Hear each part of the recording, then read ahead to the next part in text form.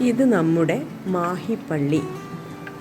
ഏറ്റവും അധികം ആളുകൾ സന്ദർശിക്കുന്ന ദേവാലയങ്ങളിൽ ഒന്നാണ് മാഹിയിലുള്ള ഈ ഒരു സെൻറ്റ് തെരേസ ദേവാലയം.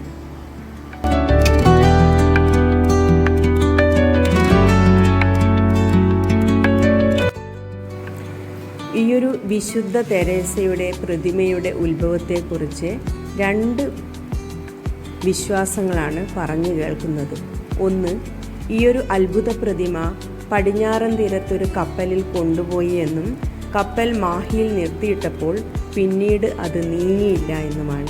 അങ്ങനെ ഈയൊരു വിശുദ്ധ തെരേസയുടെ ഈയൊരു പ്രതിമ മാഹിയിൽ പ്രതിഷ്ഠിച്ചു.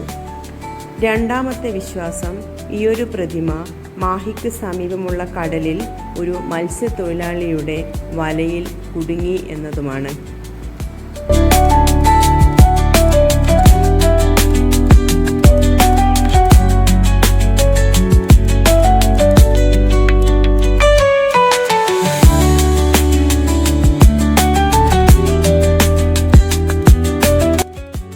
ഇവിടെയാണ് വിശ്വാസികൾക്ക് മെഴുകുതിരി കത്തിച്ച് പ്രാർത്ഥിക്കാനുള്ള ഒരു സ്പോട്ട്.